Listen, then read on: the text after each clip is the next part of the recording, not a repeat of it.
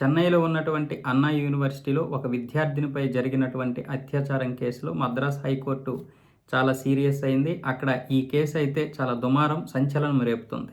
ఇలాంటి సమయంలో పీఎంకే అనే ఒక పార్టీ వాళ్ళకి నిరసనలు చేయాలని అనుమతి ఇవ్వాలని పోలీసులను కోరితే అనుమతి ఇవ్వలేదని కోర్టులోనైతే పిటిషన్ దాఖలు చేశారు. దాంతో ధర్మాసనం అయితే అన్ని పార్టీలపైన సీరియస్ అయ్యింది.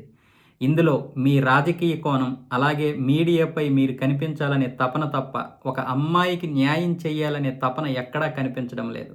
ఇంకా ఈ దేశంలో కులం, మతం, ప్రాంతం, లింగ వివక్ష అనేవి ఉండడం, ఇలాంటి వాటి మధ్య బ్రతకడం నిజంగా నాకైతే సిగ్గనిపిస్తుంది. మనందరం సిగ్గుపడాల్సినటువంటి సమయం ఇది. ఇప్పటికీ మీరందరూ కూడా రాజకీయాలు తప్ప అమ్మాయికి న్యాయం చేయాలి, ఒక సమస్యపై ఏ విధంగా స్పందించాలో కూడా మీకు అర్థం కావడం లేదు. ప్రతిదీ రాజకీయం చేద్దాం, ప్రతిదీ మీడియా ముందు కనిపించాలనే తప్ప మీకు ఎటువంటి ఇది లేదు. ప్రజలు కూడా అలాంటి వాటికే ప్రోత్సహిస్తున్నారు, అలాంటి వాటినే చూస్తున్నారు. మీడియా కూడా ఒక బాధ్యతాయుతంగా అయితే స్పందించడం లేదు.